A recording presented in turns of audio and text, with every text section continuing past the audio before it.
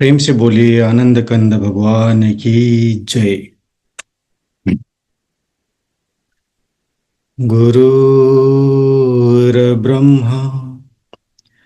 गुरुर्विष्णु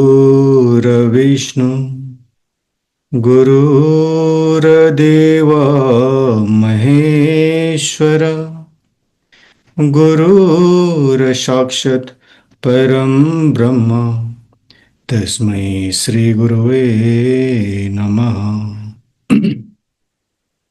बंदो गुरुपदकंज कृपा सिंधु नररूप हरि महामोहा तब पुंज जासु बचन रविकरणी कर।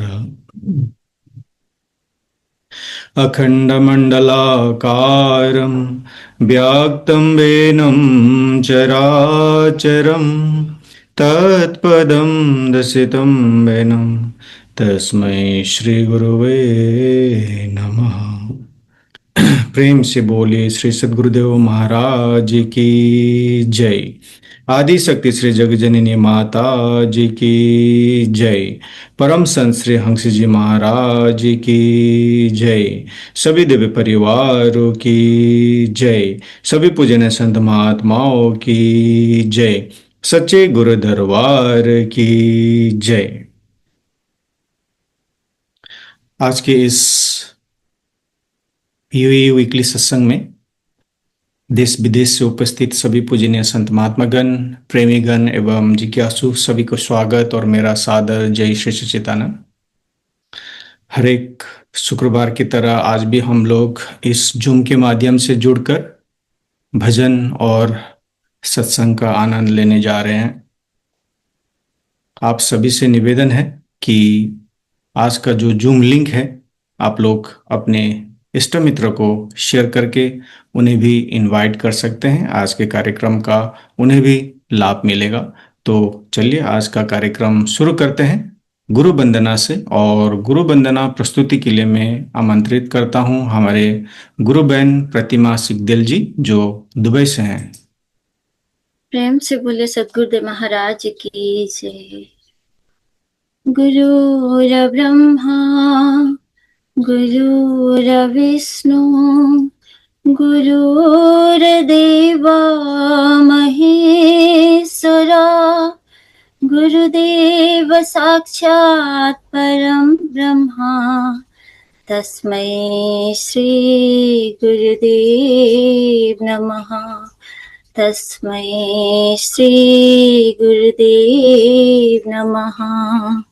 श्री गुरु चरण कमला बलिहारी रे गुरु चरण कमला बलिहारी रे मेरे मन की दुविधा टारी रे मेरे मन की दुविधा टारी रे गुरु चरण कमला बलिहारी रे प्रभु चरण कमला बलिहारी रे।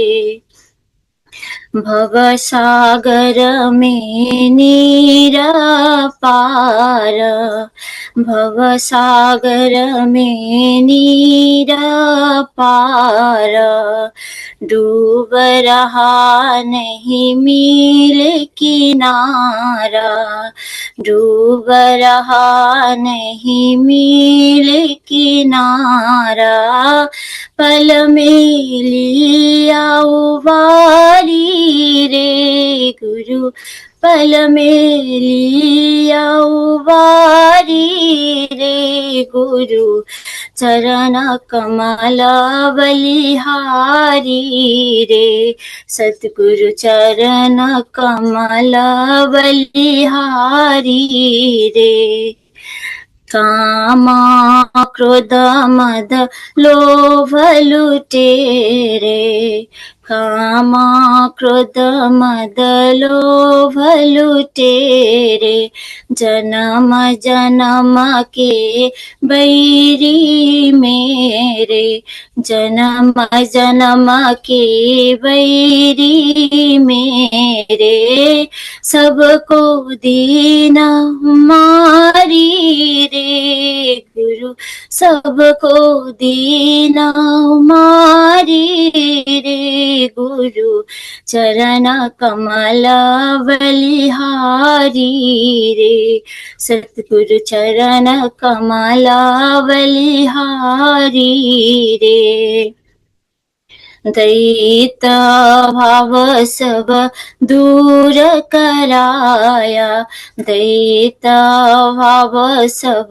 दूर कराया पूर्ण ब्रह्मा एक दर्शाया पूर्ण ब्रह्मा एक दर्शाया घट घट ज्योत निहारी रे गुरु घट घट ज्योत निहारी रे गुरु चरण कमला बलिहारी रे सतगुरु चरण कमला बलिहारी रे योग युगत गुरुदेव बताया योग युगत गुरुदेव बताया ब्रह्मानंद शांति मनाया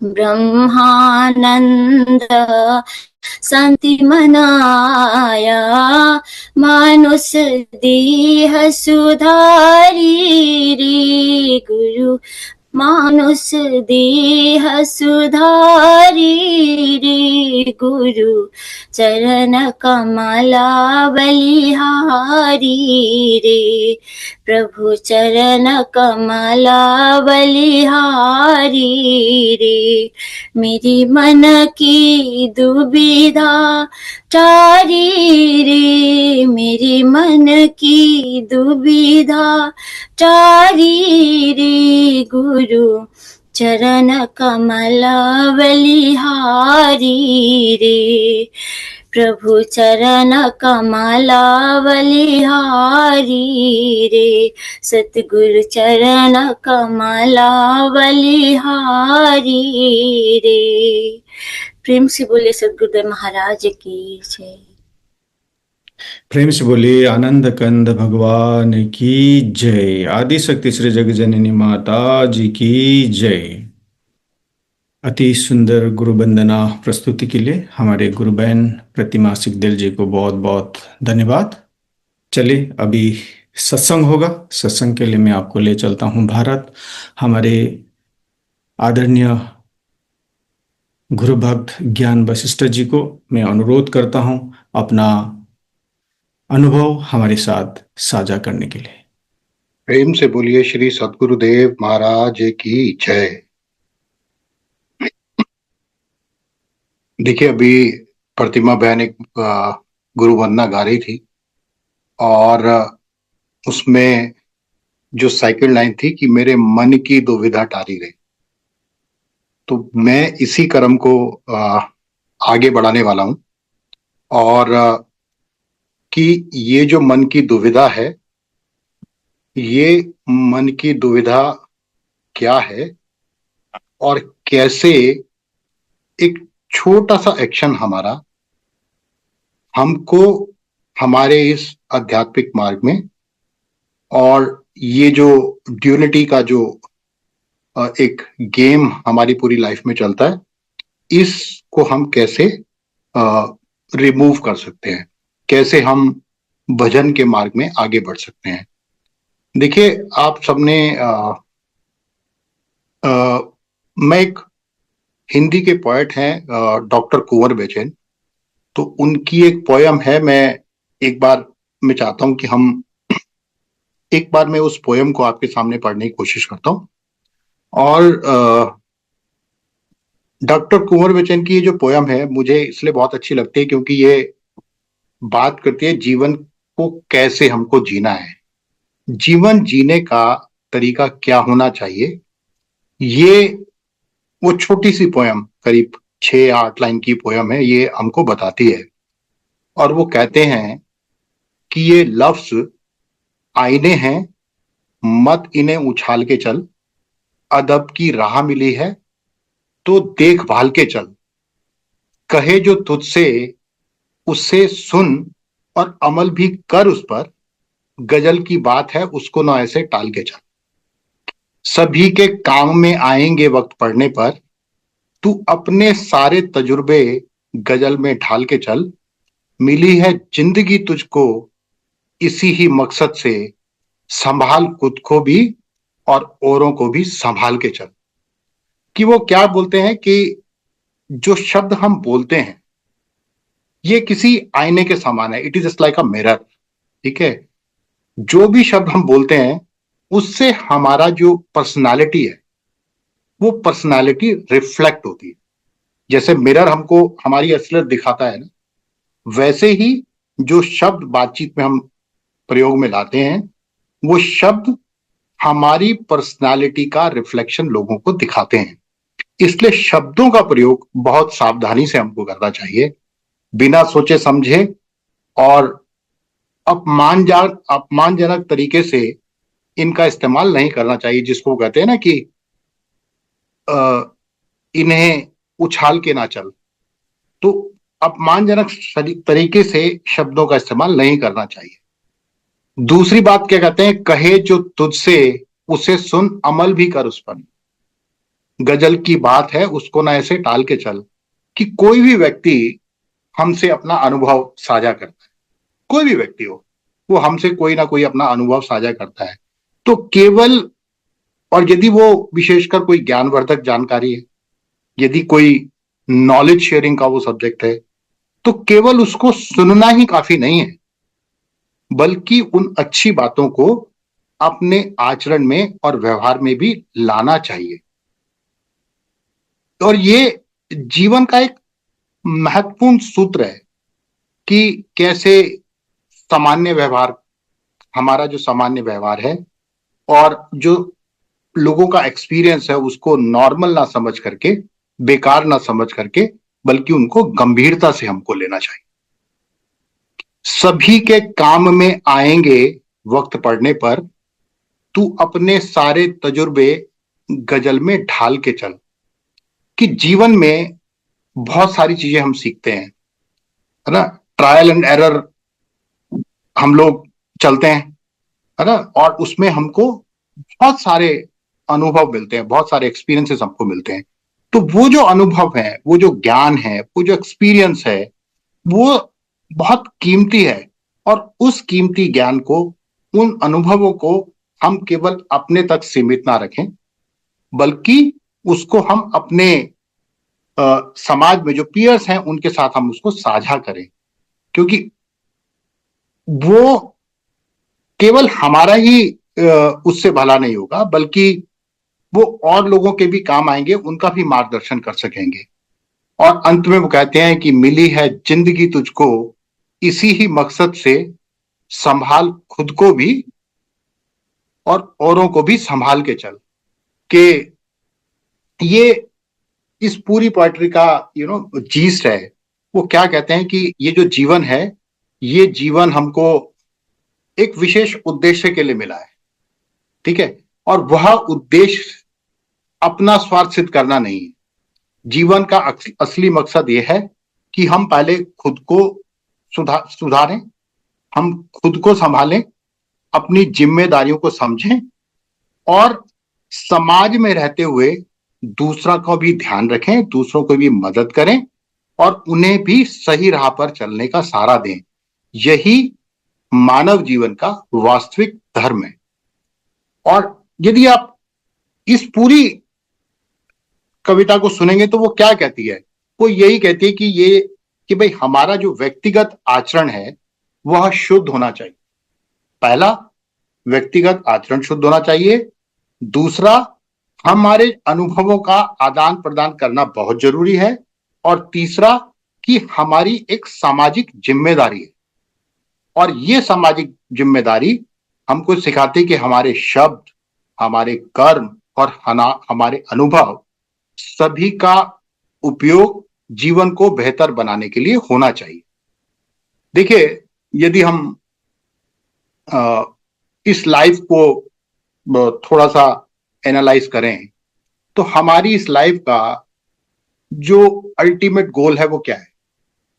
अल्टीमेट गोल केवल इतना ही है। आप यदि एनालाइज करेंगे पूरा, आप जो कुछ भी हम कर रहे हैं, whether we are into job, whether we are into business, whether into social service और वॉट एवर इट इज, वो है क्या?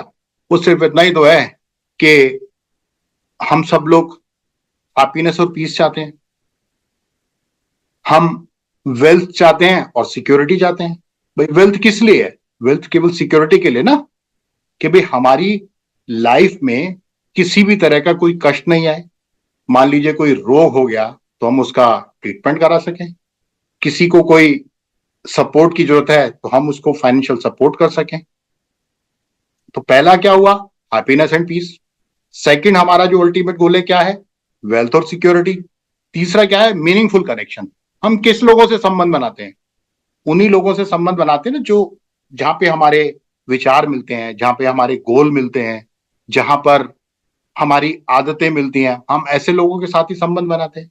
और जो लगते हैं कि यार ये जो लोग हैं या ये जितने भी हमारे साथी हैं, इन सबका एक कॉमन ऑब्जेक्टिव है। देखिए, आज हम यहाँ पर बैठे हैं, मैं आपसे बात कर रहा हूं, आप मुझसे बात कर रहे हैं, हम सबका एक ही कॉमन गोल है ना, कि हम सब स्पिरिचुअली इवोल्व ना, हम सब गुरु महाराज की सेवा करें, गुरु महाराज की आज्ञा का पालन करें। और इसी कॉमन गोल की वजह से हमारा ये संबंध आपस में बना है। ठीक है, इसके साथ साथ हम क्या चाहते हैं? हम फ्रीडम चाहते हैं, पर्सनल फुलफिलमेंट चाहते हैं और अच्छी हेल्थ चाहते हैं। हमारा पूरी जो वर्किंग है लाइफ की, वो इन्हीं 5 और 6 ऑब्जेक्टिव के अंदर घूमती रहती है कि हम हैप्पीनेस और पीस चाहते हैं, वेल्थ और सिक्योरिटी चाहते हैं, मीनिंगफुल कनेक्शन चाहते हैं, फ्रीडम चाहते हैं, पर्सनल फुलफिलमेंट और अच्छी हेल्थ चाहते हैं। अब यदि इसको हम लें कि भाई पर्सनल फुलफिलमेंट, तो भाई मैं खुश रहना चाहिए, पहली बात। हैप्पीनेस हो, मेरे अच्छे लोगों से मेरे रिलेशन हो, मेरे पास फ्रीडम होना चाहिए। अब वो फाइनेंशियल फ्रीडम हो सकता है ना, वो सोशल फ्रीडम हो सकता है। और तीसरी, एक अच्छी हेल्थ होनी चाहिए जिससे मैं अपने बिजनेस को, अपने जॉब को, अपनी फैमिली का केयर कर सकूं और सोसाइटी में भी कुछ कंट्रीब्यूट कर सकूं। यदि इसी को हम थोड़ा और ऊपर लेवल पे ले जाएं तो ये एस्पिरेशन जो है हमारी ग्लोबल एस्पिरेशन हो जाती है। तब हम वर्ल्ड में पीस चाहते हैं, एनवायरमेंटल स्टेबिलिटी चाहते हैं, प्रॉस्पेरिटी चाहते हैं और यूनिटी चाहते हैं, कंपैशन चाहते हैं कि एक कंट्री दूसरे कंट्री के मदद करे। अभी देखिए, श्रीलंका में एक साइक्लोन आया, श्रीलंका के अंदर काफी डैमेजेस हुए। We were the first country कि हम वहां पर हेल्प लेके पहुंचे, बिकॉज वी वर कॉम्पेशनेट। करुणा का भाव था कि वहां लोगों को संकट आया, हमको उनकी मदद करनी है ना। तो क्या है, जो अपने डिफरेंसेस हैं, ये क्या है, एक डिजायर है, एक desire for people and nation to set aside the differences, and हम एक दूसरे को काइंडनेस के साथ, एक्सेप्टेंस के साथ और रेस्पेक्ट के साथ ट्रीट कर रहे हैं। यदि फिलोसॉफिकल में बात करूं तो क्या है, हम लोग मोक्ष चाहते हैं। जितने भी लोग हैं, हम जो इस समय हम आपस में जूम के माध्यम से हम कनेक्टेड हैं, एक माइंड में एक बैक ऑफ माइंड चल रहा हुआ है कि यार हमको मोक्ष चाहिए।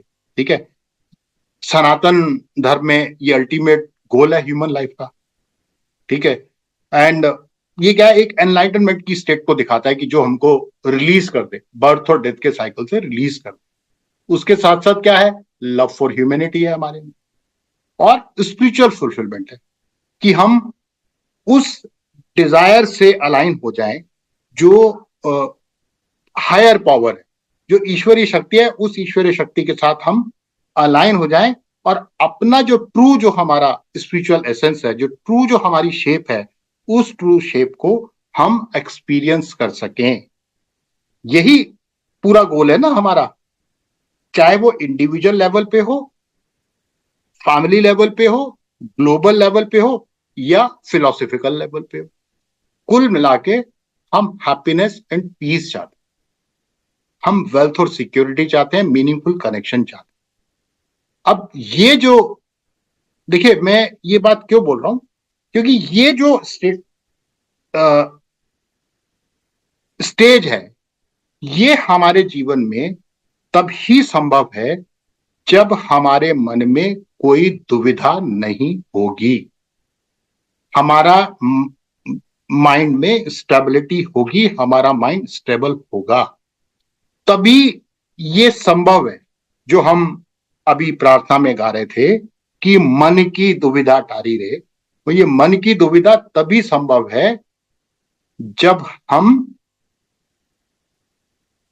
ये जो मन की दुविधा है, यदि ये हमारी समाप्त हो जाए, तो ये जो हमारा अल्टीमेट गोल है लाइफ का, या सोशल या पॉलिटिकल, जियो पॉलिटिकल और फिलोसॉफिकल, ये गोल हमारा पूरा हो सकता है। देखिए मैं एक छोटी सी बात आपको बोलना चाहता हूं। मैं आप सभी को गुरु महाराज के साथ रहने का, है ना, उनका सानिध्य प्राप्त हुआ होगा, और मुझे भी कुछ अवसर उनके साथ रहने का मेरे को मिले हैं। तो मैंने उनको उनने जैसा स्टेबिलिटी, उनने उन जैसा स्टेबल पर्सनालिटी मैंने कभी किसी को पाया नहीं। किसी भी अवस्था में मैंने उनको विचलित देखा ही नहीं, बहुत ही शांत स्वभाव उनका देखा। ठीक है, मैं आपको एक 2022 का, सितंबर 2022 का इंसिडेंट मैं आपको रिकॉल करना चाहता हूँ। कोविड के लॉकडाउन और ये सब चीजें, रेस्ट्रिक्शन चल रही थी, और उसके बाद सितंबर 2022 में, अप्रैल में एक प्रोग्राम हुआ, और उसके बाद सितंबर 2022 में श्री महाराज जी का जन्मदिन का प्रोग्राम होना था। और करीब हम पिछले 10 दिन से लगातार तैयारी करते, इट वॉज, क्योंकि वो प्रोग्राम एक बहुत ग्रैंड लेवल पे सेलिब्रेट हो रहा था। फैमिली के रिलेटिव्स भी आ रहे थे, दूर से लोग भी आ रहे थे, और क्योंकि वो आयाश जी महाराज का बर्थ हुआ था, तो उसको, क्योंकि उस समय कोविड का रेस्ट्रिक्शन था, तो वो सेलिब्रेशन नहीं हो सका था, तो वो सब चीजें चल रही थी। तो वो हम प्रोग्राम की तैयारी कर रहे थे। 5 बजे प्रोग्राम स्टार्ट होना था। म्यूजिशियंस स्टेज पर बैठ चुके थे, इंस्ट्रूमेंट टेस्ट हो चुके थे, स्टेज पूरा रेडी था, एंड एट 4:56 एक बहुत तेजी से एक एक साइक्लोन आया, और बारिश हुई, और उसने उस पूरे पंडाल को तहस नहस कर दिया, कंप्लीटली डिस्ट्रॉय कर दिया उसको। और ऐसी स्थिति में पहुंच गए कि वहां पर प्रोग्राम नहीं हो सकता है, और यदि हम प्रोग्राम करने की कोशिश करते तो वहां पर बाद में कैजुअलिटी भी हो सकती थी। आप सोचिए, 10 दिन से एक तैयारी चल रही थी, बहुत सारा इन्वेस्टमेंट वहां लगा हुआ था, और जब मैं उसको लेके, जब मैंने श्रद्धे जी महाराज से और महाराज जी से जब वहां पे बात की, तो उन्होंने ऐसे रिएक्ट किया जैसे कुछ हुआ ही नहीं है। उनके फेस पर एक शिकन भी नहीं था कि भला इतना, हम इतनी तैयारी कर रहे थे, ये प्रोग्राम था और ऐसा कुछ हो गया या बहुत बड़ा नुकसान हो गया, कुछ था ही नहीं चेहरे। और मैं ये समझता हूं, ये स्थिति है, ये स्थिति कब आ सकती है कि जब एक व्यक्ति निरंतर धर्म का पालन करता हो, नियमों का पालन करता हो, सिद्धांत का पालन करता हो। देखिए धर्म क्या है? ड्यूटीज है, सदाचार है, नैतिकता है, जीवन का सही मार्ग, यही धर्म है ना। जैसे कि भाई सत्य बोलना धर्म है, दूसरों की सहायता करना धर्म है। नियम क्या है? एक अनुशासन लाता है ना, जीवन में एक अनुशासन लाता है। जैसे हम एक रिचुअल फॉलो करते हैं, going school and reaching school in time is what? नियम। और सिद्धांत क्या है? सिद्धांत का अर्थ यही है कि एक ऐसी विद्या या ऐसा नियम या मूल विचार जिसे सोसाइटी या जो समाज में जो पढ़े लिखे लोग हैं, जो विद्वान लोग हैं, वो उसको सही मानते हैं, और ये हमारे व्यवहारिक जीवन में मार्गदर्शन करता है। अब ये वैज्ञानिक स्तर पे भी हो सकता है और दार्शनिक स्तर पे भी हो सकता है। तो धर्म क्या हुआ?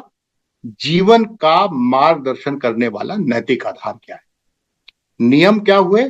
जो हमारे आचरण को नियंत्रित करते, आचरण को नियंत्रित करने वाले जो डिसिप्लिनरी जो पॉलिसीज हैं वो नियम हुए। और सिद्धांत क्या हुए? जो हमारी विचारधारा को या जो दर्शन का जो मूल आधार है उसको जो कंट्रोल करते हैं।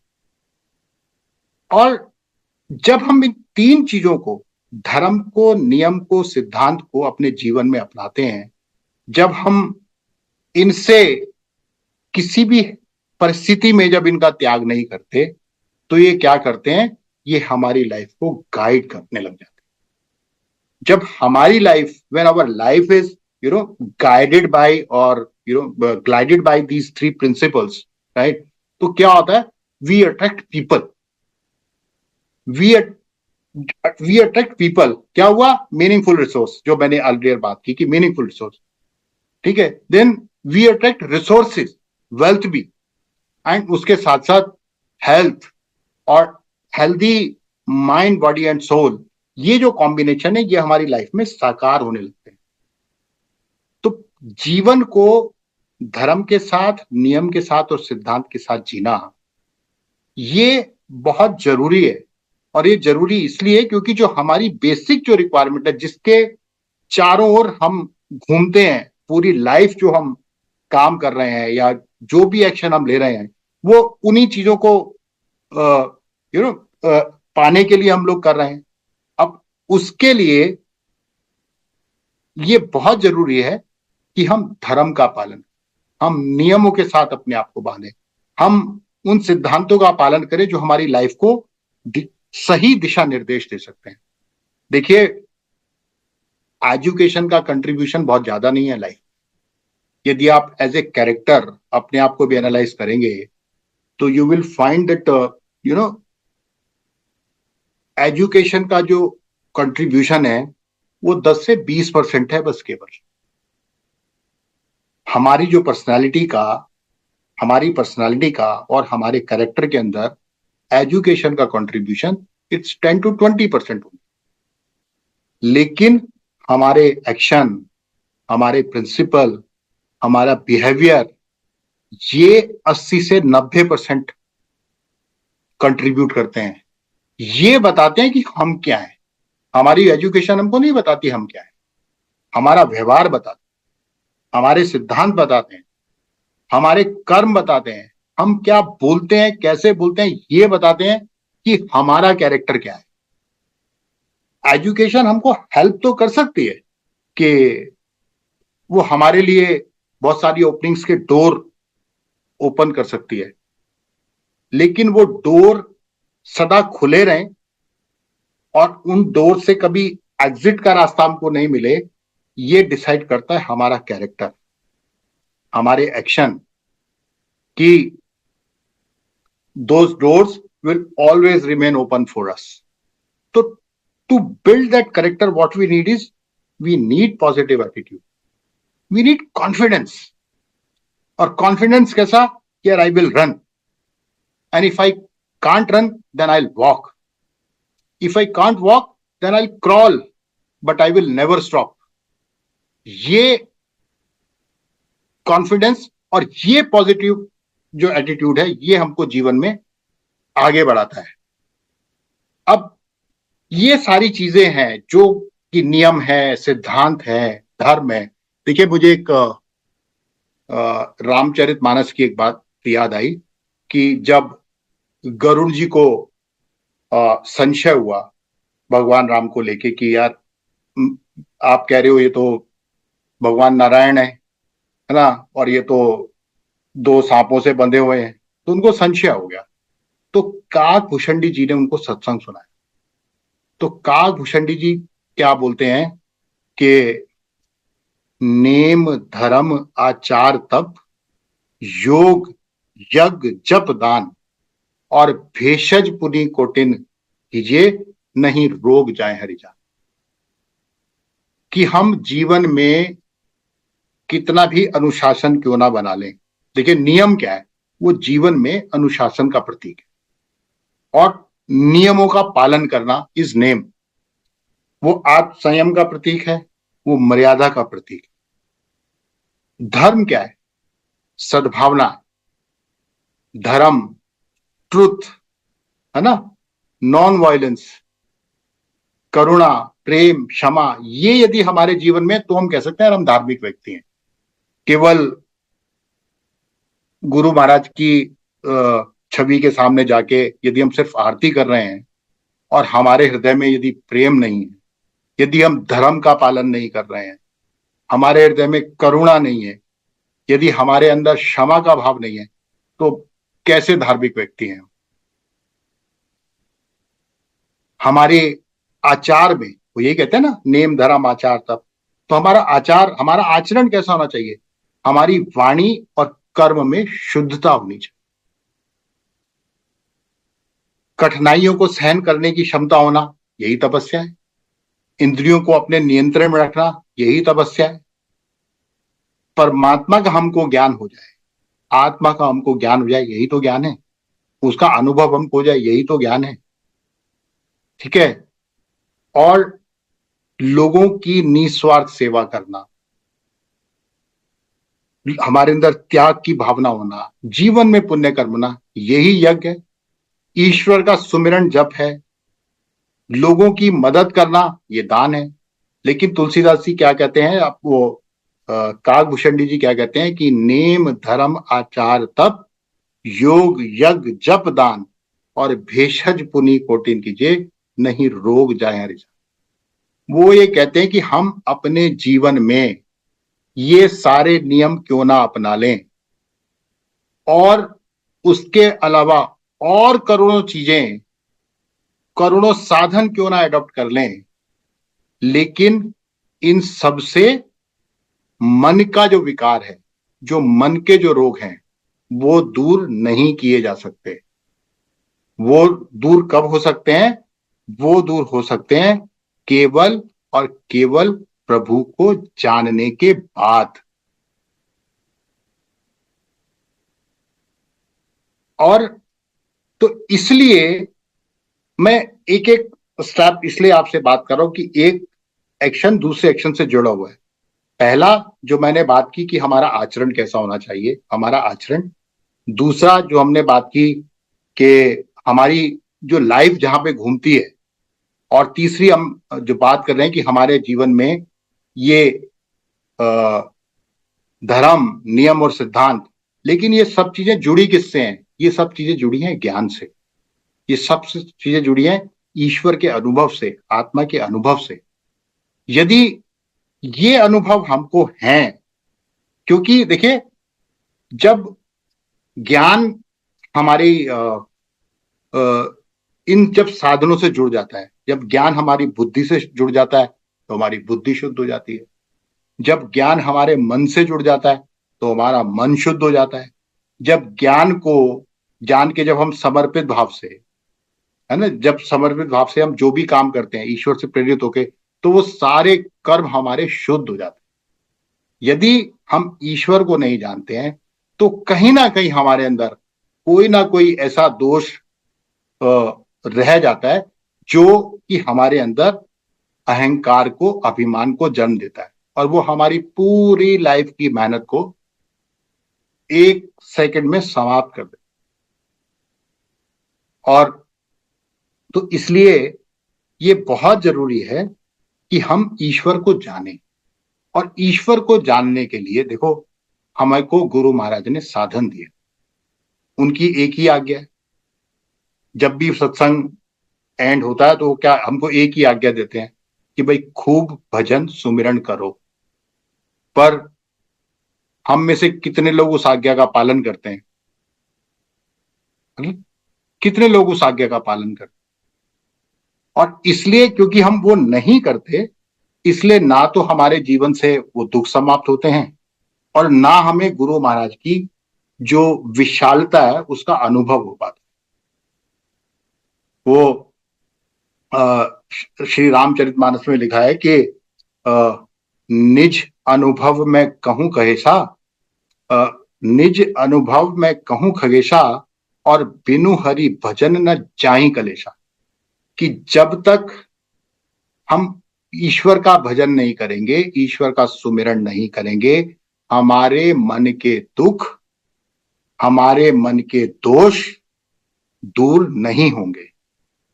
और आगे वो कहते हैं कि राम कृपा बिनु सुनु खगराई, जानी न जाई राम प्रभुताई, कि प्रभु राम की जो विशालता है वो बिना प्रभु राम के कृपा से संभव नहीं है। अब देखिए, रामचरितमानस में हमने भरत के बारे में आप सबने पढ़ा है ना, सबने भरत के बारे में पढ़ा हुआ। अब भरत जी का कैरेक्टर इतना महान क्यों है? ठीक, कि जब भगवान राम वन में जा रहे थे तो भरत ने अयोध्या का सिंहासन एक्सेप्ट करने से मना कर दिया। इवन उन्होंने क्या किया, उन्होंने प्रभु राम की जो चरण पादुका थी, उन चरण पादुका को अयोध्या के सिंहासन पे बैठाया रखा और खुद राम के प्रतिनिधि बनकर, रिप्रेजेंटेटिव बनकर अयोध्या में 14 साल शासन किया। और असली राम राज्य भी तभी है जब राजा अपने आप को प्रभु का प्रतिनिधि मानकर जनता की सेवा करे। कैसा भाव रहा होगा कि ये प्रभु राम का राज्य है ना, इसके अंदर किसी भी व्यक्ति को कोई दुख नहीं होना चाहिए, कोई दोष नहीं होना चाहिए, कोई संकट नहीं आना चाहिए। और पूरे 14 साल उन्होंने नंदी गांव में एक सन्यासी की तरह बिताए। और इसीलिए प्रभु राम ने उनकी प्रशंसा में क्या कहा कि भरत का जो हृदय है वो इतना प्योर है कि संसार का कोई भी आकर्षण उसको डिस्टर्ब नहीं कर सकता। जैसे वो कहते हैं कि यदि एक दूध का सागर हो तो उसमें कुछ बूंद नींबू की गिर जाए ना तो वो दूध को खराब नहीं कर सकती। इस तरह का चरित्र भगवान राम भरत जी के लिए बताते हैं। लेकिन ये चरित्र डेवलप कैसे हुआ? क्योंकि उन्होंने मेडिटेशन किया, ध्यान किया, और ध्यान किया समर्पण के साथ। उन्होंने कभी, आपने रामचरितमानस में सुना नहीं होगा कि भाई उन्होंने पूछा प्रभु ध्यान कैसे करना है। क्यों? क्योंकि उनका तो पूरा का पूरा जो संपूर्ण अस्तित्व था वो राम में ही लीन था, वो राम से अलग है ही नहीं। और ये दिखाता है कि जो असली जो ध्यान है, जो असली जो मेडिटेशन है, वो कोई टेक्निक नहीं है कि हम सोचें कि भाई असली ध्यान की कोई टेक्निक है। वो टेक्निक नहीं है, वो इनिशियली हमको सपोर्ट कर सकती है, लेकिन असली जो सच्चा जो ध्यान है वो निरंतर सुमिरन और समर्पण है। असली जो ध्यान है वो केवल मौन बैठने तक सीमित नहीं कि हम आंख बंद करके बैठ गए जी कुछ देर के लिए, बल्कि प्रत्येक कार्य में, जीवन के हर एस्पेक्ट में प्रभु के सुमिरन में जीना ही वास्तविक में सच्चा ध्यान है। और चरण पादुका कुछ और नहीं है, वो एक सिंबल है कि जहां पे हम अपने मन को स्थिर कर सकते हैं, केंद्रित कर सकते हैं। भरत ने सिंहासन को त्यागा। ये क्या सिखाता है कि भक्ति कहां पे फलती फूलती है? जहां पर हम अपने ईगो को, अपने वर्ल्डली प्राइड को वी सेट असाइड। जब हम अहंकार को, सांसारिक अभिमान को जब अपने से दूर कर देते हैं तो हमारा ध्यान फलता फूलता है, हमारा वास्तव में आध्यात्मिक विकास होता है। और भरत की भक्ति कैसी थी? स्थिर भक्ति थी। देखिए, हम लोग क्या करते हैं, हम फेवरेबल कंडीशन, अरे कल 5 बजे उठेंगे यार, आज तो उठ नहीं सके, कल 5 बजे उठेंगे, है ना, आज ये काम है, ये काम खत्म कर लेते हैं तब ये काम करें। भरत, जिसको प्रभु का राज्य चलाना हो, क्या उसके पास कभी फेवरेबल कंडीशन थी क्या? एक भी दिन उनके पास फेवरेबल कंडीशन नहीं थी, लेकिन फिर भी उन्होंने निरंतर सुमिरन किया। उन्होंने उसको अपने जो डेली लाइफ के अंदर इंक्लूड कर लिया उन्होंने, और इसलिए उनकी भक्ति स्थिर थी। भक्ति स्थिर थी, मन स्थिर था, क्योंकि उन्होंने कभी फेवरेबल कंडीशन का इंतजार नहीं किया। निरंतर प्रभु का सुमिरन किया और जो राज्य से संबंधित जो भी काम थे वो काम किए। Meditation is not about finding time कि टाइम मिलेगा जी, हम ऐसा कभी भी होने वाला नहीं है। वो फेवरेबल कंडीशन जीवन में कभी आने वाली ही नहीं है। Meditation is not about finding time, it is about transforming every moment into remembrance of the divine, every moment in the remembrance of God. ये है मेडिटेशन। इसको हम कैसे अपने लाइफ में अडॉप्ट कर सकते हैं, इसके बारे में हमको सोचना चाहिए। देखिए, मैं अभी थोड़े दिन पहले एक ट्रेनिंग प्रोग्राम में गया था, तो काफी सारी चीजें उन्होंने बात की। तो बाद में उन्होंने हमको एक बुक दी, डॉक्टर ब्रायन ट्रेसी का वो बुक था, और बुक का टाइटल था ईट दैट फ्रॉग। ये मुझको बहुत रिलेवेंट रखा, तो इसलिए मैं आपके साथ ये अनुभव अपना साझा कर रहा हूं। मार्क ट्वेन का एक स्टेटमेंट है कि if it is your job to eat a frog, it is best to do it first thing in the morning, and if it is your job to eat two frog, then it is best to eat the biggest one first. Mark पेन का जो eat the frog का मतलब है कि tackling the most difficult, important और dreaded task. Eat that frog का मतलब वो लिटरली वो फ्रॉग खाना नहीं है। ईट दैट फ्रॉग का मतलब है कि हमारे को that teaches us about prioritisation and procrastinating. हम लोग जो टाल मटोल करते हैं ना, अभी कर लेंगे, 15 मिनट बात करते हैं, 1 घंटे बात कर लेंगे, वो इन चीजों से हमको बचाने की बात करते हैं। वो क्या कहते हैं कि यदि कोई भी काम जो आपका सबसे ज्यादा इंपॉर्टेंट है, जिसको आप सबसे ज्यादा मुश्किल समझते हैं, सबसे ज्यादा इंपॉर्टेंट समझते हैं, या चाहते हैं कि सबसे ज्यादा पावरफुल है यदि मैं इसको कर लूं, ठीक है, तो उसके लिए हम लोग जनरली क्या करते हैं, हम उसके लिए एक फेवरेबल टाइम ढूंढने लग जाते हैं। अक्सर उसको हम टालते रहते हैं कि यार ऐसा होगा तब करेंगे, यार थोड़ा शांति से बैठ के करेंगे। और उस शांति से बैठ के करने में हमारा बहुत सारा समय निकल जाता, और वर्चुअली हम वो कर ही नहीं पाते। देखिए, मैं आपको एक आप लोगों ने एक स्टोरी पढ़ी होगी राजा आज की, कि राजा आज जो हैं उन्होंने पूरी जिंदगी बहुत अच्छे काम किए, और जब उनका समय पूरा हुआ तो दूत ले गए, उनको ले गए, और वहां पे चित्रगुप्त बैठे हुए थे। चित्रगुप्त ने कहा कि देखो, आपने पूरी जिंदगी बहुत अच्छे काम किए हैं, पर एक आपसे एक छोटा सा अपराध हो गया, उसके लिए कुछ समय के लिए आपको नरक में जाना पड़े।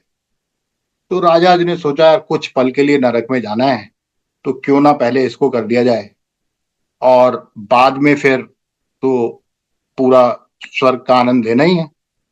तो उन्होंने कहा जी, मैं पहले, उन्होंने ऑप्शन रखा उसके सामने कि भाई ये ऑप्शन आपके सामने रखते हैं, आप पहले क्या भोगना चाहते हैं, स्वर्ग भोगना चाहते हैं कि नर्क भोगना चाहते हैं। तो राजा ने नर्क को पहले चुना कि मैं पहले नर्क भोगना चाहता हूं।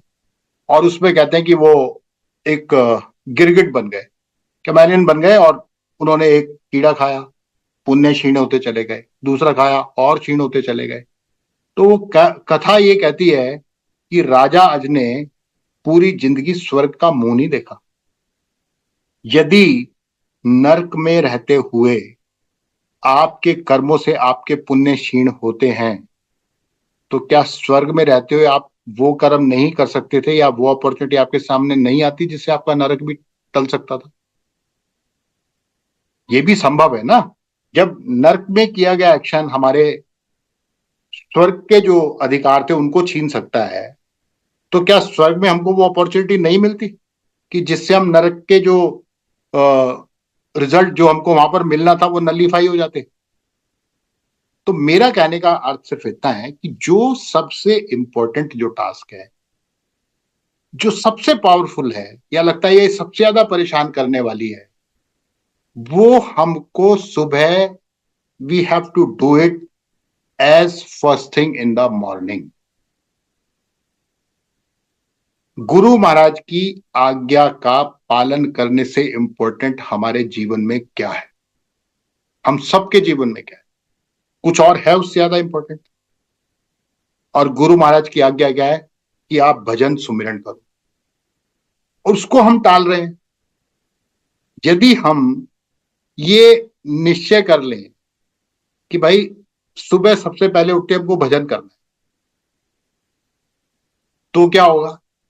देखो, सबसे पहले तो एक पॉजिटिविटी, आपको भजन में मन लगेगा या नहीं लगेगा ये तो सब सेकेंडरी है, ठीक है? ये तो सब सेकेंडरी है। इनिशियली तो कुछ ना कुछ डिस्टरबेंस होने वाली है, ये तो पक्का है, लेकिन मन में एक पॉजिटिविटी तो रहेगी कि आज मैं सुबह ध्यान करने के लिए बैठा। ये पॉजिटिविटी तो हमारे पास हमेशा ही रहेगी। तो मैं ये आप सबसे प्रार्थना करना चाहता हूं, और मैं चाहता हूं, मैं खुद भी इसी नियम को अपनाने के प्रयास करूंगा कि भाई सबसे पहले मोबाइल को चेक करने से पहले, हमारे व्हाट्सएप को या और जो सोशल मीडिया पर जो प्लेटफॉर्म है उन सबको जाने से पहले, या ईमेल को चेक करने से पहले, हम ये कोशिश करें कि हमारे दिन की शुरुआत गुरु महाराज के ध्यान से हो। सबसे पहला काम हम अपने जीवन में वहां करें, कि इससे पहले कि ये भाग दौड़ शुरू हो, ये इधर उधर दौड़ हमारी लगने शुरू हो, let gift our self stillness of mind, कि कुछ देर के लिए हम आंख बंद करके गुरु महाराज का सुमिरन करें, ध्यान करें, और एक पॉज दें लाइफ को, क्योंकि उससे के बाद तो फिर पूरा दिन आपको बिजी जाने ही वाला है। लेकिन सुबह उठने के बाद सबसे पहले एक ये पॉज तो हम दे ही सकते हैं। वो टाइम कुछ भी हो सकता है, टाइम रिलेवेंट नहीं है। वो 5 मिनट भी हो सकता है, वो 10 मिनट भी हो सकता है, वो 15 मिनट भी हो सकता है, और वो धीरे धीरे टाइम बढ़ भी सकता है। देखिए, यदि हम ये करेंगे तो एक बात पक्की है कि बाकी का दिन बहुत अच्छा बीतने वाला है हम, क्योंकि हमारे मन में एक पॉजिटिव थॉट तो है कि आज मैं सुबह उठ के गुरु महाराज का ध्यान मैंने किया। और जब ये एक मेजर टास्क हमारे जीवन से जब निकल जाएगी, तो बाकी चीजें हमको आसान लगने लगेंगी। जैसे वो जो बुक में ईट दैट फ्रॉग के कहते हैं कि भाई जो आपको टास्क सबसे ज्यादा परेशान करिए, सबसे पहले आप उसको करो। मान ली आज ऑफिस में हम लोग जाते हैं, अब टॉप मैनेजमेंट है या जो लीडरशिप है, लीडरशिप ने आपसे कुछ मांग लिया कि मुझको ये रिपोर्ट चाहिए, आप कल दे देना, या 2 दिन बाद एक प्रेजेंटेशन है, ये बना के आपको दे देना, आपसे मांग लिया। अब आप सोचो यार, मैं थोड़ा टाइम निकाल के थोड़ा शांति से बैठ के बनाऊंगा, 2 बजे करूंगा, लंच के बाद करूंगा, या चाय के बाद इसको करूंगा, और करते करते पूरा दिन निकल जाता है हमारा। वो फेवरेबल कंडीशन हमको मिलती नहीं है, और वो बिल्कुल सर पे आ जाएगा हमारे करने के लिए। उस समय हमसे काम होगा नहीं। और इंस्टेड ऑफ डूइंग दैट, मैं सोचूं यार ये मेरे को टास्क जो मेरी 2 दिन बाद जो मेरी प्रेजेंटेशन है, क्यों ना मैं बैठ के सुबह 2 घंटे 3 घंटे लगा के ये प्रेजेंटेशन में बना लूं, और if that presentation is ready, तो मेरे मन से ये तो निकल गया ना यार, ये जो इंपॉर्टेंट टास्क है ये तो अब मुझे करनी नहीं है, दिस टास्क इज कंप्लीट। तो मुझे बाकी तो जो छोटे छोटे जो रूटीन वर्क है वो ही करना है। सेम प्रिंसिपल हम इधर लगा सकते हैं कि जो हमारे लिए सबसे इंपॉर्टेंट है वो है भजन करना, और उसको हम सुबह यदि सबसे पहले उठते ही वो कर लें, थोड़ा सा अपने अलार्म को 15 मिनट पहले कर लें, 5:30 का है तो उसको 5:15 कर लें, 6 बजे का है तो उसको 5:45 कर लें। यदि ये हम कर लें तो ये हमारा काम बहुत आसान हो जाएगा। और देखिए, इससे क्या होगा कि बाकी दिन हमारा आसान है, इससे हमारा it will transform our mind from reactive to intentional. और just 10-15 minutes can create a wave of calm और productivity throughout the day. 10-15 minute बैठना हमको बहुत शांति दे देगा। तो you think that way, we all can think that way कि यदि हमको जो क्योस फेस करना है पूरे दिन का, तो बेटर ये कि it is better to first meet yourself, और we all meet ourself in stillness. और जब ये आदत हम बनाएंगे तो बाकी तो जीवन की जो चैलेंजेस हैं, लाइफ के चैलेंजेस हैं, वो सब बहुत आसान होने वाले हैं, बहुत छोटे छोटे लगने वाले। और देखिए, जो मॉर्निंग का मेडिटेशन होता है ना, वो मेंटल जो क्लटर है, जो हमारा जो मेंटल जो क्योस है, उसको बनने से पहले ही साफ कर देता है। ये इसकी ब्यूटी है। तो मेरा कहना यह है कि यार, यदि हमें दौड़ना है तो दौड़ने से पहले थोड़ी देर सिर्फ ठहरें। We must take a pause before we start for the day, and this is our moment to face the day with clarity. और ये कोई स्केरी टास्क नहीं है, बट एक स्टेबिलिटी की टास्क है, और जिसको हम अक्सर टालते रहते हैं, अवॉइड करते हैं जिसको। तो बस एक बार सुबह उठ के कंफर्टेबली हम बैठें, अपनी आंखें बंद करें, डीप ब्रीदिंग करें, और ये सोचें, let invite peace while we are inhaling and release all the distraction when we are exhaling। ये प्रैक्टिस हम करेंगे, इस तरह से दिन की शुरुआत करेंगे, तो that this will set the tone for everything else in life। दिन के जितने भी चैलेंजेस है वो हमको इजी लगने लगेंगे, क्योंकि जो सबसे मुश्किल टास्क थी उसको हम पहले ही जीत चुके हैं। और वो मुश्किल टास्क क्या है? हमारे मन की स्थिरता, मन की शुद्धता। और जब मन की शुद्धता हमारे जीवन में आएगी, स्थिरता हमारे जीवन में आएगी, तो गुरु महाराज की कृपा भी हमको मिले, वो अनुभव भी हमको होने लगेंगे। और जो हमारी इटर्नल जो विश है, हैप्पीनेस की और पीस की, वेल्थ और सिक्योरिटी की, मीनिंगफुल करेक्शन की, फ्रीडम की, वो भी हमारे जीवन में साकार हो जाएगी। तो मैं बस इतना ही आप लोगों के माध्यम से, ये आप ही के लिए नहीं, मेरे लिए भी, ये मेरे ऊपर भी ये लागू होता है कि आइए हम सब अपने दिन की शुरुआत करें। सबसे बड़ी, जो आपको सबसे मुश्किल लगता है और जो हमारे जीवन में सबसे इंपॉर्टेंट है, वो है कि सुबह उठ के सबसे पहले हम गुरु महाराज का सुमिरन करना शुरू करें।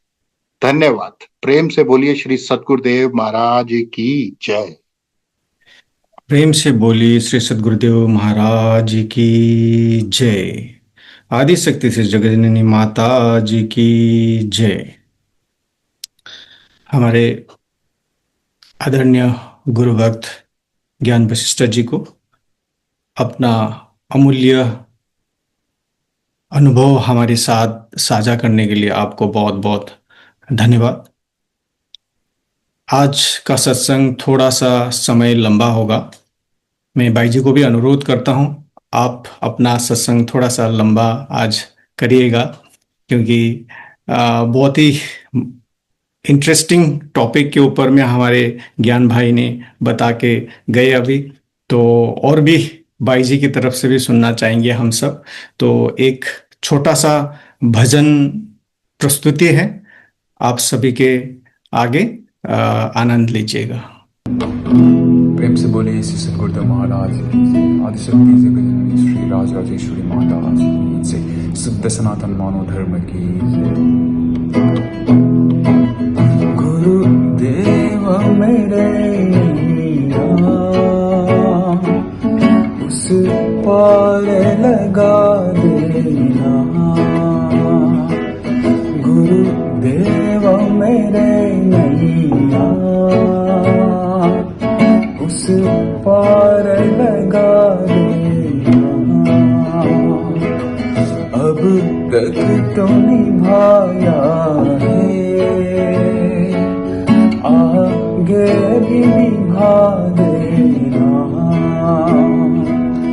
गुरुदेव मेरे नैया उस पार लगा देना।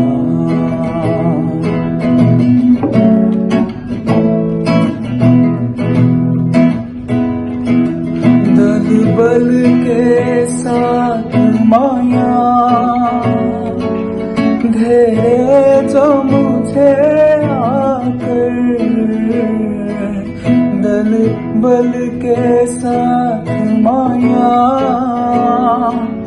धेरे जो मुझे आकर,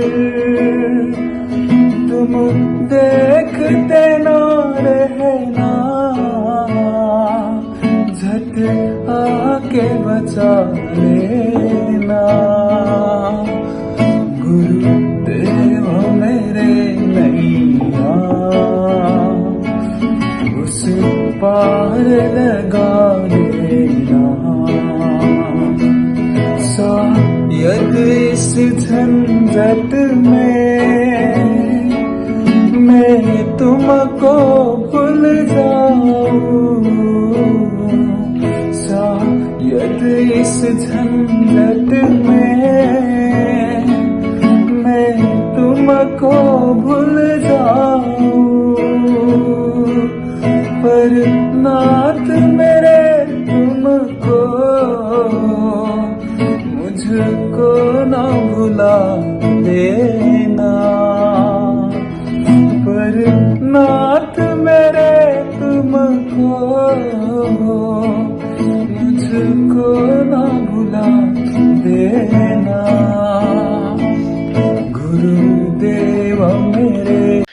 प्रेम से बोलिए आनंद कंद भगवान की जय। अभी आप अति सुंदर भजन श्रवण कर रहे थे, जिसको प्रस्तुत किया था हमारे प्रयास क्षेत्रीय भाई ने, जो दुबई से हैं। उनको बहुत बहुत धन्यवाद ये वीडियो उपलब्ध करवाने के लिए। तो चलिए अभी सत्संग होगा। सत्संग के लिए मैं आपको ले चलता हूँ गाजियाबाद, भारत। हमारे पूजनीय महात्मा भूमिका बाई जी को मैं अनुरोध करता हूँ अपना सत्संग विचार से हम सबको लाभान्वित करने के लिए। अज्ञानतिमिरान्धस्य ज्ञानाञ्जनशलाकया चक्षुरुन्मिलितं येन तस्मै श्री गुरुवे नमः। तस्मै श्री गुरुवे नमः। सच्चिदानन्दरूपाय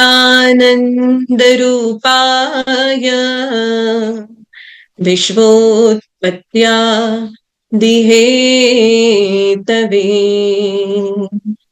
तापत्रय विनाशाय श्रीकृष्णाय वयं नमः। श्रीकृष्णाय वयं नमः। प्रेम से बोलिए श्री सद्गुरुदेव महाराज की जय। आदिशक्ति जगत जननी श्री माता जी की जय। महाप्रभु श्री हंस जी महाराज की जय। सनातन धर्म की जय। साचे दरबार की जय। आदरणीय प्रेमी सज्जनों, भक्तिमती माता और बहनों और भाइयों, आज हम सभी लोग बहुत भाग्यशाली हैं कि इस जूम मीटिंग के माध्यम से हम हर सप्ताह की तरह इस सप्ताह भी एकत्रित होकर सत्संग सुन रहे हैं और हम भक्तों के अनुभव को सुनकर अपने जीवन में उन अनुभवों से सीखने का प्रयास कर रहे हैं कि भाई जीवन में हमें किस चीज को अपनाना है। हमारे जीवन में हमें सबसे ज्यादा फायदा किस चीज को अपनाने से हो सकता है। हम हर सप्ताह सत्संग सुनते हैं और सत्संग के माध्यम से हम अपने मन को भक्ति में गुरु महाराज जी की सेवा में लगाने का प्रयास करते हैं कि भाई हम सत्संग ये एक माध्यम है कि हमारे मन को पूरी तरीके से कंट्रोल करने का, क्योंकि संसार में ऐसा कोई दूसरा साधन नहीं है जो इस मन को कंट्रोल कर सके या इस मन को शांत कर सके। सत्संग एक ऐसी चीज है जो मन को कंट्रोल भी कर सकता है और मन को शांत भी कर सकता है। कि श्रीमद् भागवत में एक प्रसंग आता है शुरुआत में जब नारद मुनि धरती पर विचरण कर रहे थे, तब उन्होंने एक जगह देखी कि एक सुंदर स्त्री है, यंग है, और वो रो रही है, और उसके सामने दो वृद्ध व्यक्ति अचेत अवस्था में पड़े हुए हैं। तो नारद मुनि उस स्त्री के पास जाते हैं और उनसे पूछते हैं कि भाई आपके रोने का क्या कारण है, आप क्यों रो रहे हो? तो वो कहती है कि मेरा नाम तो भक्ति है, मैं भक्ति हूं, और मेरे जो सामने ये दो पुरुष हैं, ये मेरे पुत्र हैं। तो नारद मुनि ये सुनकर बड़े बड़े अचंभित हो जाते हैं कि भाई माँ तो एकदम जवान है, लेकिन पुत्र जो है वो एकदम वृद्धावस्था को प्राप्त हो चुके हैं। तो तब नारद मुनि भक्ति से पूछते हैं कि भाई तुम्हारी ये हालत कैसे हुई? कि भाई मेरा जो जन्म है वो द्रविड़ देश में हुआ, मैं भिन्न भिन्न जगहों पर जाकर आज यहाँ पर मेरा आना हुआ है, पर यहाँ आकर मैं तो जवान रह गई, लेकिन मेरे जो पुत्र हैं वो वृद्धावस्था को प्राप्त हो गए और अचेत अवस्था में आ गए। तो नारद मुनि कहते हैं कि मैं इनको वापस चेतन अवस्था में लाने के लिए कोई कोशिश करता हूं। तो वो खूब सारे मंत्रों का उच्चारण करने लगे, खूब सारी उन्होंने कोशिश की, लेकिन उनको वो जागृत अवस्था में आ ही नहीं पाए। तो उस वक्त आकाशवाणी होती है कि भाई नारद मुनि आप इन्हें सत्संग सुनाइए, आप इन्हें श्रीमद् भगवत कथा सुनाइए। तो तब नारद मुनि उन्हें श्रीमद् भागवत के माध्यम से सत्संग सुनाते हैं, और वो जब सत्संग सुनाना चालू करते हैं तो ज्ञान और वैराग जो है उनमें चेतना आती है, वो उठकर बैठते हैं। तो देखिए ये जो दृष्टांत है श्रीमद् भागवत का, ये हम सबके जीवन पर लागू होता है कि हमारे जीवन में भक्ति तो बहुत है, हम भक्ति बहुत करते हैं, बहुत हमारे अंदर भक्ति है। आज हम संसार में भी देख रहे हैं लोगों के अंदर बहुत भक्ति है, भक्ति के नाम पर इतनी सारी चीजें आज लोग कर रहे हैं, लेकिन इनका ज्ञान और वैराग आज हमारे जीवन में बाकी ही नहीं रहा है। क्योंकि आज हम इतने ज्यादा एक्स्ट्रावर्ड हो चुके हैं, बहिर्मुखी हो चुके हैं, कि हमें अंतर्मुखी होने के लिए कोई रास्ता ही नहीं मिल रहा है। क्योंकि आज जो भक्ति हम कर रहे हैं, कि जैसे इतनी स्वार्थी भक्ति आज हम कर रहे हैं कि आज अगर हम मंदिर में भी जा रहे हैं, अगर कोई व्रत उपवास भी हम कर रहे हैं, तो मंदिर भी जाएंगे तो स्वार्थ के साथ जाएंगे। हमारा कोई ना कोई स्वार्थ होता है, बिना स्वार्थ का तो कोई कुछ करते हैं नहीं। आज अगर हम भगवान के नाम पर एक व्रत भी रख रहे हैं तो उसके पीछे भी हमारी कोई ना कोई कामना है। बिना किसी कामना के हम ना तो मंदिर जाते हैं, ना तो कोई व्रत रखते हैं। आज अगर हम गुरु दरबार में गुरु महाराज जी की अगर हम सेवा भी कर रहे हैं, चाहे वो किसी भी माध्यम से हो, चाहे वो तन से हो, चाहे वो धन से हो, किसी भी माध्यम से हो, अगर तन से भी कर रहे हैं तो भी हमारी कोई कामना है, अगर धन से भी कर रहे हैं तो भी हमारी कोई कामना है। तो भक्ति आज हम इतनी कर रहे हैं, लेकिन हमारा ज्ञान और वैराग एकदम रसातल पे जा चुका है। क्यों? क्योंकि आज हम वो भक्ति कर रहे हैं, हम स्वार्थी भक्ति कर रहे हैं, हम कुछ ना कुछ प्राप्त करना चाहते हैं। आज व्यक्ति मंदिर के 100 चक्कर लगा रहे हैं, लेकिन अगर उससे पूछो कि 100 चक्कर क्यों लगाए हैं, तो हाँ मुझे ये चीज चाहिए इसीलिए मैंने इस 100 चक्करों को लगाया है। आज अगर व्रत रखा है तो क्यों? इसीलिए रखा है क्योंकि मेरी कोई कामना है, इसीलिए मैंने आज व्रत रखा है। अगर कोई कामना भी नहीं है तो आजकल लोगों का फैशन हो गया है, अगर आप पूछो कि भाई आपने व्रत क्यों रखा है, ऐसे ही बहुत मोटे हो रहे तो पतले होने के लिए व्रत रखा है। ये आज सबसे अच्छा जवाब लोग दे देते हैं। तो कोई ना कोई हमारी कामना है। कोई ये नहीं कहता है कि भाई हम निष्काम भाव से कोई काम कर रहे हैं, कि नहीं हम तो आज समर्पण के भाव से कोई काम कर रहे हैं। तो इसीलिए आज हमारे जीवन में कोई ना कोई कामना है। हम इतने ज्यादा एक्स्ट्रावर्ड हो चुके हैं कि हमारा ज्ञान और वैराग पूरी तरीके से समाप्त हो चुका है, इतना ज्यादा मन बहिर्मुखी हो चुका है। हम संसार में मन इतना दौड़ रहा है, इतनी दौड़ किस लिए कर रहा है? संसार की हर उस चीज को प्राप्त करना चाहता है, संसार की हर उस नश्वर चीज को। हम सभी लोग ये जानते हैं कि भाई इस संसार में बड़े से बड़े राजा आए, बड़े से बड़े धर्मात्मा वीर पुरुष आए, जिन्होंने इतनी लड़ाइयां लड़ी, इतने राज्यों को जीता। अगर किसी एक भी राजा का, जैसे महाराणा प्रताप के इतिहास को हम देख लें, तो महाराणा प्रताप ने कितनी लड़ाइयां लड़ी, कितने राज्यों को उन्होंने जीता। आज उनके महल को देखकर लोग ये मतलब विचार करते हैं कि भाई महाराणा प्रताप इस तरह रहते थे, इतना आलीशान उनका महल था, इतनी चीजें थी, इतने घोड़े थे, ये था वो था। लेकिन क्या आज उन सारी चीजों का उपभोग करने के लिए क्या महाराणा प्रताप है? नहीं है, बिल्कुल भी नहीं है। लेकिन इन सारे सच्चाई को जानने के बावजूद भी आज हमारा मन उन्हीं चीजों को प्राप्त करना चाहता है जो चीज हमारे साथ जा नहीं सकती, जो चीज हमारे मन को शांत नहीं कर सकती, जो चीज हमें मुक्ति के द्वार तक भी नहीं ले जा सकती। आज मन उन्हीं के पीछे दौड़ रहा है, और आज भक्ति भी वो इसीलिए कर रहा है। आज भक्ति में हम भगवान से यही चाहते हैं ना कि हमें संसार का सबसे बड़ा ऐश्वर्य मिल जाए, हमें संसार का सबसे बड़ा सुख प्राप्त हो जाए, हमें संसार की हर वो चीज प्राप्त हो जाए जिससे हमें जीवन में कोई कष्ट ना हो, जीवन में कोई दुख ना हो। लेकिन हम ये विचार करें कि ये सारी चीजें जो हम भगवान से मांगते फिरते थे, कि ये सारी चीजें तो भगवान बुद्ध के जीवन में भी थी।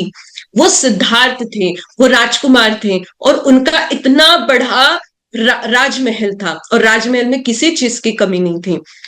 लेकिन फिर भी उन सब चीजों को त्याग कर, उन सब चीजों को छोड़कर वो अपने जीवन में एक खोज के लिए निकले कि भाई मैं क्या हूं, मेरा अस्तित्व क्या है। क्योंकि अगर जीवन में मेरा जन्म खा पी के मरने के लिए हुआ है, तो मेरा संसार में आना ही क्यों हुआ है, यह जीवन ही मुझे क्यों मिला है। तो इस चीज की खोज के लिए उन्होंने अपने पत्नी को, पुत्र को, अपने परिवार को, राज को, महल को, सबको त्याग दिया, और अपने जीवन में उन्होंने सत्य की खोज के लिए, अपने जीवन के सार को जानने के लिए उन्होंने सब कुछ त्याग दिया। और आज मनुष्य जीवन की ये सबसे बड़ी विडंबना है कि आज हम सब कुछ जानने के बावजूद भी आज मनुष्य ने कितनी तरक्की कर ली है अपने जीवन में। संसार में ऐसी कोई चीज नहीं है जो आज मनुष्य ने जानना बाकी रखी है, सब कुछ जान लिया। लेकिन कबीरदास जी इन सब के लिए कहते हैं कि ऐसी है दीवानी दुनिया, भक्ति भाव नहीं बूझे जी। कोई आए दुख का मारा, हम पर कृपा कीजिए जी। कोई आए दौलत मांगे, फेट रुपया लीजिए जी। कोई आए बेटा मांगे, सुनत गदसाई रीझो जी। कोई कराए ब्याह सगाई, हम पर कृपा कीजिए जी। साच का कोई ग्राहक नहीं है, झूठे जगत पतिये जी। कहत कबीर सुनो भाई साधो, इन अंधों का क्या कीजिए जी। कि भाई ऐसी है दीवानी दुनिया, भक्ति भाव नहीं बूझे जी। कि भाई ऐसी दीवानी दुनिया है। कबीरदास जी कहते हैं कि संसार के लोग ऐसे दीवाने हैं। कैसी दीवानी दुनिया है कि भाई इनके अंदर भक्ति भाव नहीं है, लेकिन संसारिक कामनाएं कितनी है। भक्ति के बदले में क्या मांग रहे हैं कि कोई आए बेटा मांगे, हम पर कृपा कीजिए जी। कि भाई पुत्र की कामना है, अगर संसार में पुत्र नहीं है तो पुत्र की कामना है। कोई कह रहे कि कोई मांगे धन और दौलत, सुनत गुसाई रिझे जी। कि रिझाने, भगवान को रिझाना क्यों है? क्योंकि उनसे हमें दौलत चाहिए, हमें संसारिक सुख और भोग ऐश्वर्य चाहिए, इन सब के लिए। लेकिन कबीरदास जी क्या कहते हैं? साच का कोई ग्राहक नहीं है, झूठे जगत पति है जी। कि ये सच्चाई का कोई ग्राहक नहीं है। कोई अपने जीवन में भक्ति को नहीं मांग रहा है, अपने जीवन में उस शाश्वत सत्य को नहीं मांग रहा है, वो सिर्फ संसार की कामनाओं को मांग रहे हैं। लेकिन हम विचार करें कि जीवन में एक चांस काकभुसुंडी जी को भी मिला था। भगवान श्री राम ने जब उनसे कहा था कि काकभुसुंडी मांगू वर, अति प्रसन्न मोहे जानी। अनिमादिक सिद्धि अपर रिद्धि, मोक्ष सकल सुख हानि। कि हे काकभुसुंडी जी, आज आप मुझसे सब कुछ मांग सकते हैं। कहा कि अनिमादिक रिद्धि सिद्धि, अपर रिद्धि, मोक्ष सकल सुख हानि। कि अनिमादिक मतलब सबसे बड़ा खजाना मांग सकते हैं, रिद्धि सिद्धि कि जिससे आप जो बोलो वो सत्य हो जाएगा, वो भी आप मांग सकते हैं। मोक्ष भी मांग सकते हैं। और काकभूसुंडी जी मोक्ष तो मांगने के अधिकारी थे, क्योंकि वो लक 84 योनि में थे, तो मोक्ष तो वो मांग सकते थे। लेकिन उन्होंने भगवान से ना तो संसारिक सुख मांगा, ना तो वैभव मांगा, ना तो उन्होंने संसार की कोई कामना की, और ना ही उन्होंने मोक्ष और मुक्ति तक भगवान से नहीं मांगी। क्योंकि काकभूसुंडी जी की सोच क्या थी कि वो, उनकी सोच ये थी, भक्तिहीन गुण सब सुख ऐसे, लवण बिना बहु व्यंजन जैसे, भजनहीन सुख कवने काजा, अस विचार बोले हूँ खगराजा। कि काकभूसुंडी जी कहते हैं कि भक्तिहीन गुण सब सुख ऐसे, लवण बिना बहु व्यंजन जैसे, कि भक्ति के बगैर संसार के सुख कैसे हैं? ऐसे ही है जैसे बिना नमक का खाना। अब हम बहुत अच्छे से घर में खाना बनाए, या फिर किसी पार्टी में हम गए, बहुत स्पाइसेस डालकर, बहुत अच्छी अच्छी चीजें डालकर उस खाने को बनाया गया है, और सब कुछ डालने के सब कुछ यूज करने के बावजूद भी अगर उसमें हम एक छोटी सी चीज, एक छोटा सा सॉल्ट ही ना डालें, तो खाना बहुत अच्छा लगता है क्या? बिल्कुल भी नहीं लगेगा। खाना बिल्कुल टेस्ट वाला नहीं लगेगा, बिल्कुल टेस्टलेस हो जाएगा, क्योंकि बिना नमक का खाना अच्छा लगता नहीं है। चाहे हमें चाहे कितनी भी बीमारियां क्यों ना हो, चाहे हमारी हेल्थ कितनी भी खराब क्यों ना हो, चाहे आजकल आप देख लीजिए हर किसी को हाई बीपी होता है, तो डॉक्टर कहते हैं कि आप नमक मत खाइए। लेकिन कितनी भी हाई बीपी हो तो भी क्या बिना नमक का खाना अच्छा लगता है? बिल्कुल नहीं लगता। कोई नहीं खाएगा बिना नमक का खाना। हम ऑप्शन में सेंधा नमक रखते हैं, रॉक सॉल्ट जिसे कहते हैं, कि भाई उसको यूज करके हम कहेंगे कि भाई ये अगर हम डालेंगे रॉक सॉल्ट का इस्तेमाल करेंगे तो इससे बीपी हाई नहीं होगा। लेकिन फिर भी हम उसका इस्तेमाल करके खाएंगे, लेकिन बिना नमक का खाना नहीं खाएंगे। तो इसी तरह हमारे जीवन में भी भक्ति के बगैर सारे सुख हैं, लेकिन भक्ति नहीं है तो वो सारे सुख किसी काम के नहीं हैं। आज हमारे जीवन में वैराग्य की आवश्यकता है, ज्ञान की आवश्यकता है, लेकिन हमने संसार के वैभव में अपने मन को इतना ज्यादा लगा लिया है कि मन सिर्फ उसकी कामना करना चाहता है। जब तक जीवन में वैराग्य नहीं होगा और जब तक जीवन में ज्ञान नहीं होगा, हमारे जीवन की भक्ति अधूरी है, भक्ति को वैल्यू नहीं है। और वैराग हमें संसार की चीजों से करना है। वैराग ये नहीं है कि भाई हमने भगवा कपड़ा पहन लिया लेकिन मन में संसार की कामनाएं हैं। तो ये तो बात वही हुई कि मन ना रंगाए रंगाए जोगी कपड़ा, कि भाई मन तो रंगा ही नहीं, लेकिन जोगी ने कपड़ा रंगा लिया। अब बाहर से तो आडंबर दिख रहा है कि भाई बड़े साधु है, बड़े भक्त हैं, तिलकधारी है, भाई रोज ध्यान में बैठ रहे हैं, खूब भजन कर रहे हैं, खूब भक्ति कर रहे हैं, लेकिन ध्यान में चादर ओढ़कर बैठे हुए हैं, लेकिन चादर के अंदर क्या विचार चल रहे हैं या तो वही व्यक्ति जानता है जो ध्यान कर रहा है, अब ये, और या तो ईश्वर जानता है, क्योंकि चादर के अंदर क्या हो रहा है ये तो चादर के अंदर बैठने वाला व्यक्ति ही जानता है।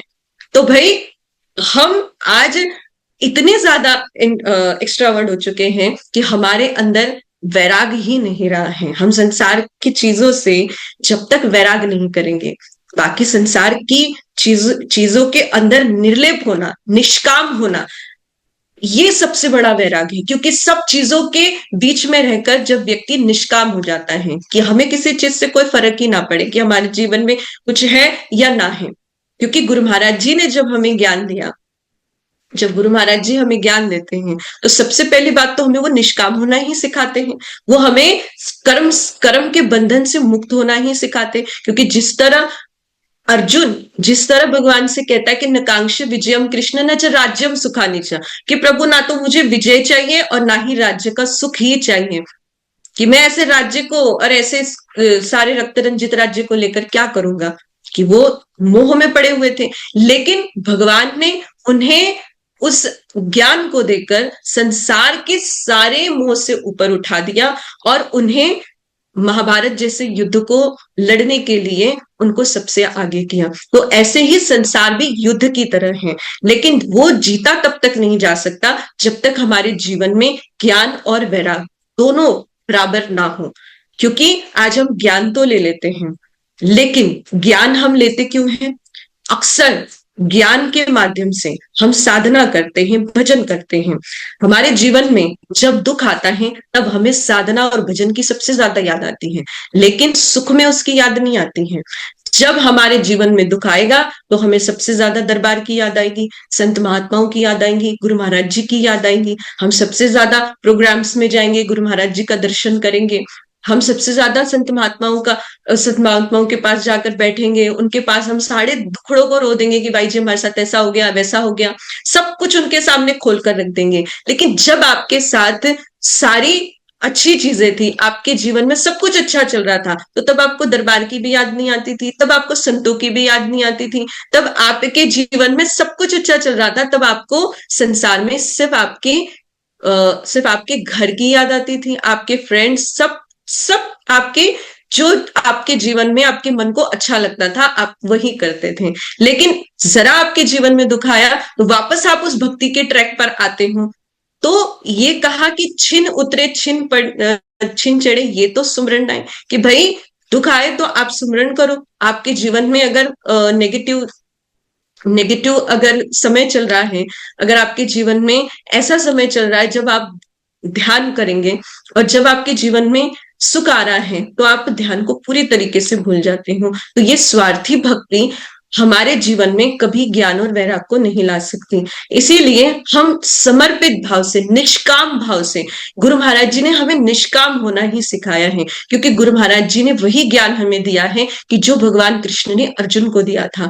वही ज्ञान, उसी ज्ञान के माध्यम से भगवान कृष्ण ने अर्जुन के मोह को दूर किया था। ऐसे ही गुरु महाराज जी ने ज्ञान देकर हमारे भी मोह से ऊपर उठाने की, हमें भी मोह से ऊपर उठने का एक चांस उन्होंने दिया। क्योंकि एक छोटा सा एग्जांपल है कि एक क्लास में जब एक टीचर पढ़ाते हैं, तो उस क्लास में वो टीचर जब पढ़ाते हैं तो ऐसा होता है कि जब लास्ट रिजल्ट आता है तो कुछ बच्चे जो होते हैं वो मेरिट में आ जाते हैं, टॉप करते हैं, लेकिन कुछ बच्चे हैं एवरेज आते हैं और कुछ बच्चे जो होते हैं फेल हो जाते हैं। तो इसका मतलब ये तो नहीं कि जिन्होंने टॉप किया है उनको टीचर ने कुछ स्पेशल ट्रीटमेंट दिया है, या जिन्होंने एवरेज किया है उन्हें कुछ कम पढ़ाया है, और जो फेल हुए उन्हें बिल्कुल भी नहीं पढ़ाया है। एक क्लास में सारे ही स्टूडेंट एक साथ बैठे हुए थे और टीचर ने तो सबको एक जैसा पढ़ाया है, लेकिन मेहनत जिसने सबसे ज्यादा की है टॉप तो उसी ने ही किया है। ऐसे ही गुरु महाराज जी ने भी ज्ञान देने में कोई गड़बड़ी नहीं की है या फिर कोई कमी नहीं रखी है। ऐसा तो नहीं है कि उन्होंने कुछ और, वो कुछ और करते, संत महात्माओं को कुछ और बताया और भक्तों को कुछ और बताया। ऐसा तो कुछ भी नहीं है। उन्होंने ज्ञान तो सबको एक जैसा ही दिया है, लेकिन अब टॉप कौन करता है, बात तो यहाँ पर है। अब टॉप तो वही कर पाएगा ना कि मेहनत जो सबसे ज्यादा करेगा, जो सबसे ज्यादा मेहनत करेगा टॉप भी वो ही कर पाएगा। बाकी एवरेज भी है और फिर फेल भी होने वाले स्टूडेंट है। तो इसी तरह कहा है कि भक्ति में अगर हमें टॉप करना है तो सबसे ज्यादा मेहनत हमें अपने आप पर करनी है, अपने आप को पूरा बैलेंस में रखने की, हमारे मन को पूरा बैलेंस में रखने की कोशिश करनी है। हमारे जीवन में हमें वैराग को और ज्ञान को दोनों को एक साथ लेकर चलना है। वैराग होगा तो ज्ञान अपने आप ही हमारे अंदर सारी चीजों को बैलेंस में रखेगा। लेकिन अगर हमारे जीवन में संसार की चीजों से वैरागी नहीं है, हमारे जीवन में संसार की हर उस चीज की कामना है, तो ज्ञान भी हमारे जीवन में कोई मायने नहीं रखेगा। इसीलिए श्री गुरु महाराज जी ने जो ज्ञान दिया है, और अभी अभी हमने ज्ञान वशिष्ठ भैया के माध्यम से जो सुना है कि उन्होंने कहा कि हमें नियमित निरंतर साधना की आदत होनी चाहिए। ये साधना की आदत ही इसीलिए होती है कि हमें भक्ति में टॉप करना है। हम टॉप तभी कर पाएंगे जब हमें इसकी आदत होगी, हम निरंतर इसमें अपने मन को लगाकर रखेंगे, और जब मन इसमें पूरी तरीके से लगा रहेगा तभी हम इसमें टॉप कर पाएंगे। तो देखिए, वैसे भी बहुत समय हो चुका है और इस जूम मीटिंग के माध्यम से हम हर हफ्ते इसी तरह जुड़कर सत्संग का जो आनंद हमें जीवन में मिलता है, तो ये सबसे बड़ी बात है कि हम अपने व्यस्ततम समय में से इस जूम मीटिंग में जुड़कर हम सत्संग का जो लाभ प्राप्त करते हैं, तो हम जो सुने उसके ऊपर जब हम विचार करेंगे, हम उसके ऊपर मनन करेंगे, तो हमारे जीवन में उसके एकदम पॉजिटिव रिजल्ट हमें दिखाई देंगे। तो जो कुछ आपने सुना है उसके ऊपर हम विचार जरूर करेंगे। जो बात आपको अच्छी ना लगी हो वो मुझे जरूर वापस कर देना, क्योंकि हो सकता है कि फ्लो में कुछ ऐसी चीजें भी निकल जाती है जो लोगों को नहीं अच्छी लगती।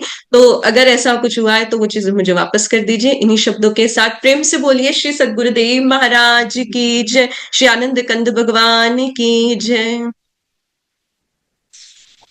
प्रेम से बोलिए श्री सद्गुरुदेव महाराज जी की जय। हमारे पूजनीय महात्मा भूमिका बाई जी को अति मार्मिक सत्संग विचार से हम सबको लाभान्वित करने के लिए बाई जी को बहुत बहुत धन्यवाद। और हमारे आदरणीय गुरु भक्त ज्ञान वशिष्ठ जी को भी अपना अमूल्य समय निकाल के अपना अनुभव हमारे साथ साझा किया, उनको भी बहुत बहुत धन्यवाद। और हमारे प्रयास क्षेत्रीय भाई को भी बहुत बहुत धन्यवाद, उन्होंने अति सुंदर भजन रिकॉर्ड करके हम सबके लिए भेजा था, उन्हें भी बहुत बहुत धन्यवाद। और आज के इस कार्यक्रम में जितने भी महानुभाव जुड़े हुए हैं आप सभी को भी बहुत बहुत धन्यवाद। तो आज के कार्यक्रम हम लोग यहीं पर समाप्त करते हैं। एक छोटी सी प्रार्थना होगा, मैं बाई जी को अनुरोध करता हूँ प्रार्थना के लिए।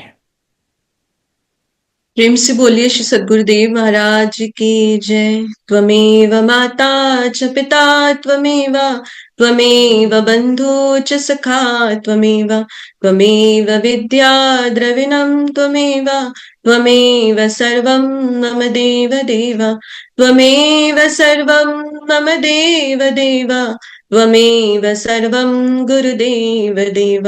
बार बार वर मागो हर्ष देव श्रीरंग, पद सरोजन पायनी भक्ति सदा सतसंग, भक्ति दान मोहि दीजिए गुरुदेवन के देव, और नहीं कछु चाहिए प्रभु निस दिन चरणन से।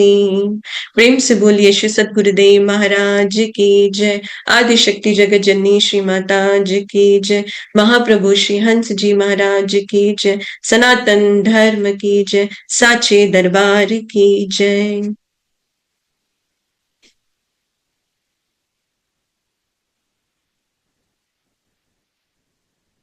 श्री आनंद कंद भगवान की जय।